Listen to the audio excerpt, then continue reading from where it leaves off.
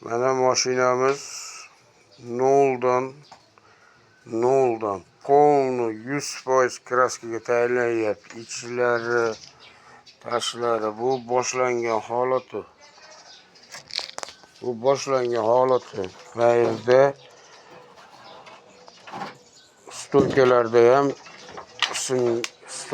ham bunaqa yorug'lar bo'lgan. Mana shularni bir ko'rsatib o'tamiz. Mana bu detali tozalayapmiz. Bunday qilib temirigacha olib tashlab, mana bunday qilib bu boshlanish holati.